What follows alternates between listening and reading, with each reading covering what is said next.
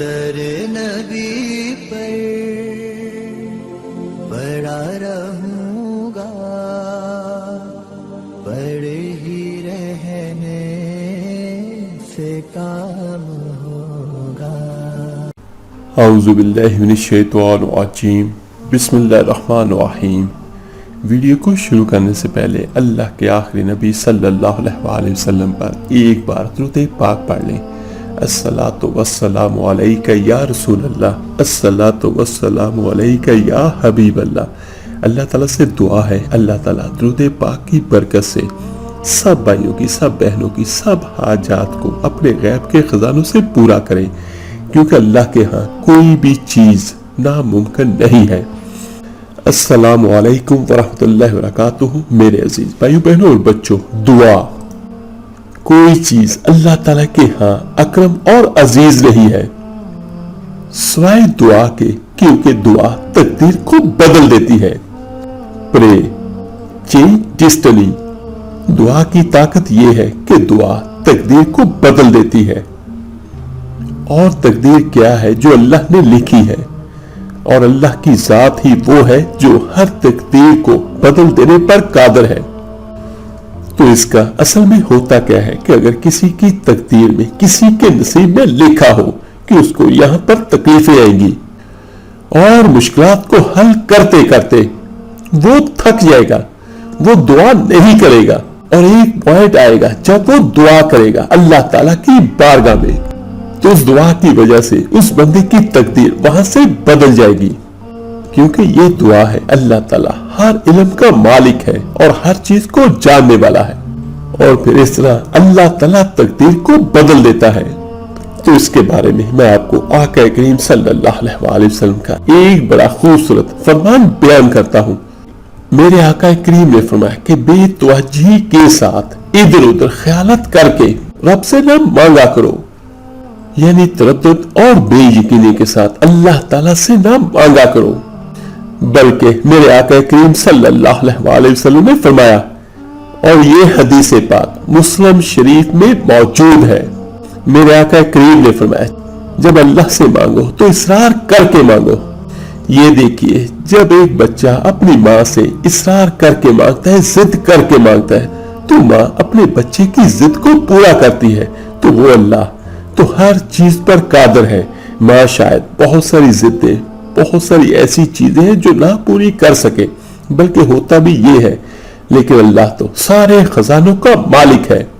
تو میرے آقا کریم صلی اللہ علیہ وسلم نے فرمایا کہ اللہ تعالیٰ سے اصرار کر کے مانگو اور رغبت کے ساتھ مانگو۔ اور کیا خوبصورت لفظ ہے حدیث مبارکہ کے، میرے حضور فرمانے لگے اصرار کر کے مانگو، رغبت کر کے مانگو، رب کے لیے کوئی چیز دینا مشکل تو نہیں ہے۔ سبحان اللہ، یعنی اس کے لیے کوئی مشکل ہے تمہیں عطا کرنا۔ اور خود میرے آقا کریم صلی اللہ علیہ وسلم کا یہ حال تھا کہ حضرت اما عائشہ رضی اللہ تعالی عنہا فرماتی ہے کہ نبی پاک دعا رسول اللہ صلی اللہ علیہ وسلم، یہ لفظ ہے اما عائشہ رضی اللہ تعالی عنہا کے۔ ذرا ان لفظوں کا سرور محسوس کیجئے گا کہ ام المومنین حضرت اما عائشہ رضی اللہ تعالی عنہا کیا فرماتی ہے۔ وہ کہتی ہے، اور یہ بھی مسلم میں موجود ہے، دعا رسول اللہ، کہتے ہیں کہ نبی پاک نے دعا مانگی، سبحان اللہ، اور پھر سما دعا مانگ کر پھر حضور دعا مانگنے لگے۔ اور یہاں پر ایک بات اور میں آپ کو کلیئر کر دیتا ہوں کہ اللہ تعالیٰ کی ذات وہ ہے جس سے جب مانگے جتنا مانگے وہ خوش ہوتا ہے۔ اور پھر اما عائشہ رضی اللہ تعالیٰ عنہ فرماتے ہیں تیسری بار پھر اللہ کے رسول صلی اللہ علیہ وسلم نے دعا مانگی، یعنی اللہ کے رسول صلی اللہ علیہ وسلم نے ایک مرتبہ ہی 3 بار دعا فرمائی۔ تو یہ دیکھیں، یہ طریقہ تھا ہمارے اور آپ کے آقا کریم صلی اللہ علیہ وسلم کا اللہ تعالیٰ کو منانے کا، کہ اللہ تعالیٰ سے دعا فرماتے تھے۔ اور اس کے بارے میں ایک حدیث مبارکہ بھی میں آپ کو بیان کرتا ہوں، اور یہ حدیث حضرت سیدنا عبداللہ ابن عمر رضی اللہ تعالیٰ عنہ فرماتے ہیں کہ میں ایک بار حضور صلی اللہ علیہ وسلم کی مجلس میں حاضر تھا، اور حضور مانگنے لگے اللہ سے، اور یہاں پر سبھی بھائی سبھی بہنیں اللہ تعالیٰ سے دعا کریں کہ اللہ تعالیٰ उन दुआओं को देखे जो उसके महबूब ने हमारे लिए मांगी। अल्लाह ताला के हुजूर हमारे लिए हाथ उठाए तो अल्लाह ताला उन दुआओं के सदके हमें माफ कर दे और हमारी सब हाजात को अपने गैब के खजानों से पूरा कर दे, क्योंकि हमें तो मांगना ही नहीं आता, हम तो उस तरीके को जानते ही नहीं, ना हमें सलीका है ना हमें अंदाज है। और बहुत सारी जगहों पर बड़ी माजरत के साथ ये भी देखा गया है और बहुत सारे लोगों ने भी देखा होगा कि अगर हम मस्जिद में भी दुआ मांगते हैं तो वही रटे रटाए अल्फाज जो आम तौर पर सभी हजरात अपनी दुआओं में करते हैं, जिस तरह एक मशीनी सा अंदाज है वो हम करते हैं अपनी दुआओं में। हम अल्लाह के साथ अपने उस रिश्ते को बरकरार ही नहीं कर पाते जिससे हमारी दुआएं डायरेक्ट अल्लाह की बारगाह में कबूल हो। तो हज़रत अब्दुल्ला इब्न उमर रज़ी अल्लाह ताला अन्हु फरमाते हैं कि मैं हुजूर की मजलिस मुबारका में बैठा था, ये दाऊद शरीफ में मौजूद है, और हुजूर दुआ मांग रहे थे। और दुआ क्या थी? रब्बिक फिरली, या अल्लाह हमें बख्श दे, व अतूबु अलैया, ऐ अल्लाह हमारी तौबा कबूल फरमा, इन्नका अंत तव्वाबुर रहीम, बेशक तू तौबा कबूल करने वाला और रहम करने वाला है। हुजूर दुआ मांग रहे थे, ऐ अल्लाह हमें बख्श दे और हमारी तौबा को कबूल फरमा, बेशक तू तौबा कबूल करने वाला और रहम करने वाला है। हज़रत अब्दुल्ला इब्न उमर रज़ी अल्लाह ताला अन्हु फरमाते हैं कि इस एक दुआ को एक ही मजलिस में एक ही जगह पर बैठकर मेरे नबी पाक ने अपनी जुबान अक़दस से 100 बार अदा फरमाया, यानी 100 बार अल्लाह के रसूल सल्लल्लाहु अलैहि वसल्लम ने ये दुआ अल्लाह से मांगी, ऐ अल्लाह बख्श दे, रहम फरमा, बस कबूल कर ले हमारी तौबा को, बेशक तू तौबा को कबूल कर लिया करता है और तू रहम फरमाया करता है। एक ही मजलिस में 100 बार अल्लाह के रसूल सल्लल्लाहु अलैहि वसल्लम ने ये दुआ मांगी। और हम क्या करते हैं कि हम कोई दुआ को अगर हम मांगते हैं एक बार 2 बार 3 बार तो उसके बाद हम उकता जाते हैं, तो ये इंतहाई गलत है। अल्लाह ताला से मांगे, जितनी ज्यादा से ज्यादा हो सकते हैं अल्लाह से दुआ मांगे, अल्लाह ताला को मनाए अपने हक में। तो आज की इस वीडियो में मैं आपको बयान करता हूँ अल्लाह के वो बंदे जो जब अल्लाह ताला से दुआ मांगते हैं तो अल्लाह ताला अपनी रहमत से अपने करम से उनको कबूल करता है। वो खुश नसीब लोग जिनकी दुआ कभी रद्द नहीं की जाती। हजरत अबू हुरैरा रज़ी अल्लाह ताला अन्हु से रिवायत है कि अल्लाह के रसूल सल्लल्लाहु अलैहि वसल्लम ने फरमाया कि नबी करीम दो जहां सल्लल्लाहु अलैहि वसल्लम ने फरमाया, इन लोगों की दुआएं रद्द नहीं होती। अक्सर लोग दुआएं करते हैं लेकिन इसके कबूल ना होने पर परेशान हो जाते हैं, हालांकि किसी की दुआ रद्द नहीं होती। वो खुशनसीब लोग जिनकी दुआएं रद्द नहीं होती तो उनके बारे में मैं आपको बयान करता हूँ। हर दुआ अल्लाह ताला अपनी रहमत से कबूल करता है, लेकिन कुछ लोग जिनकी दुआएं फौरन कबूल होती है रद्द नहीं होती, मैं उनके बारे में आपको बयान करता हूँ। नंबर 1, बेबस इंसान की दुआ। इंसान की जिंदगी में ऐसे लम्हात भी आते हैं कि जब वो बिल्कुल बेबस हो जाता है तो उस वक्त अल्लाह ताला उसकी दुआ को कबूल करता है।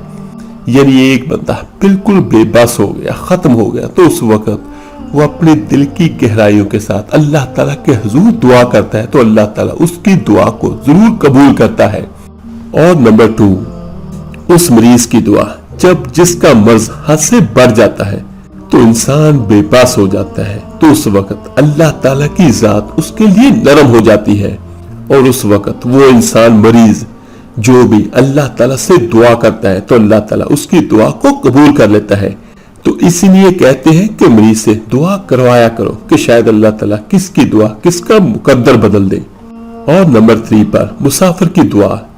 तो इंसान का जिस्म राहत का ख्वाहिशमंद होता है, लेकिन हालत सफर में मुसाफिर जो भी दुआ करता है अल्लाह ताला अपनी रहमत से उसको रद्द नहीं करता। और नंबर 4, बाप की दुआ। औलाद अल्लाह ताला की नेमत है, अल्लाह ताला जिसे ये नेमत अता फरमाता है तो उस पर जिम्मेदारियां भी बढ़ा देता है اور جب ذمہ داریاں بڑھ جاتی ہیں تو اللہ تعالیٰ اس وقت اس کی دعا رد نہیں کرتا، اور باپ کی دعا اللہ تعالیٰ اپنی رحمت سے قبول کرتا ہے۔ اور یہاں پر ایک چھوٹی سی اور حدیث مبارکہ صلی اللہ علیہ وسلم بھی میں آپ کو بیان کر دیتا ہوں، جس کا مفہوم کم و بیش یوں ہے کہ باپ تمہاری جنت کا دروازہ ہے۔ یقیناً ماں جنت ہے، لیکن جو دروازے سے گزرے گا وہی جنت میں پہنچے گا۔ تو 5ویں نمبر پر انصاف کرنے والے حاکم کی دعا اللہ تعالیٰ اس کو رد نہیں کرتے، یعنی وہ ایسا حاکم، وہ ایسا بادشاہ، وہ ایسا خلیفہ جو انصاف کرنے والا ہو اللہ تعالیٰ سے ڈر کے، تو جب بھی اپنے ہاتھ اٹھاتا ہے تو اللہ تعالیٰ اس کی دعا کو رد نہیں کرتے۔ اور نمبر 6 اللہ تعالیٰ کا ذکر کرنے والے کی دعا ہے۔ جو بندہ اللہ کا بن جاتا ہے تب اللہ بندے کا ہاتھ بن جاتا ہے، اور پھر جو دعا وہ اللہ تعالیٰ سے کرتا ہے تو اللہ تعالیٰ اپنی رحمت سے اس دعا کو قبول کرتے ہیں۔ نمبر 7 میدان جنگ میں اللہ کی راہ میں لڑنے والے سپاہی جب وہ مشکل حالات سے گزر رہا ہوتا ہے، اس وقت وہ جو بھی دعا کرتا ہے اللہ تعالیٰ اسے رد نہیں کرتا، کیونکہ میدان جنگ وہ ہے جس میں اللہ کے بندے اپنی جان ہتھیلیوں پہ رکھ کے اللہ تعالیٰ کو خوش کرنے کے لیے اللہ تعالیٰ کے راستے میں جہاد کرتے ہیں۔ اور نمبر 8 پر روزے دار کی دعا اللہ تعالیٰ کبھی رد نہیں کرتے۔ اور لاسٹ 9 نمبر پر جو دعا کوئی مسلمان بھائی اپنے مسلمان کی عدم موجودگی میں کرتا ہے تو اللہ تعالیٰ اس دعا کو رد نہیں فرماتا۔ سبحان اللہ۔ تو یہ جو آخری نمبر 9 کی دعا ہے، تو اس کے بارے میں اسی لیے میں اپنی ہر ویڈیو میں کہتا ہوں کہ آپ سب کے لیے دعا کیا کریں۔ جب بھی کوئی میرا بھائی بہن کوئی وظیفہ کرے، کوئی عملیات کرے، تو جہاں پر وہ اپنے لیے دعا کرتے ہیں تو وہاں پر اپنے دوسرے بھائیوں بہنوں کے لیے، چاہے جن کو جانتے ہو جن کو نہ بھی جانتے ہو، تو ان کے لیے بھی ضرور دعا کر دیا کریں۔ کیا پتا کس کی زبان کس کے لیے وسیلہ بن جائے اللہ تعالیٰ کے دربار میں۔ تو اللہ تعالیٰ سے دعا ہے اللہ تعالیٰ سب بھائیوں سب بہنوں کی سبھی دعا کو اپنی رحمت سے قبول کرے، آمین ثم آمین۔ اس ویڈیو کو لائک اور شیئر ضرور کیجیے گا صدقہ جاریہ سمجھ کر۔ تو ملتے ہیں جلدی انشاءاللہ تعالیٰ ایک نئی ویڈیو اور عمل کے ساتھ۔ اپنا بہت بہت خیر کیے گا۔ اللہ حافظ۔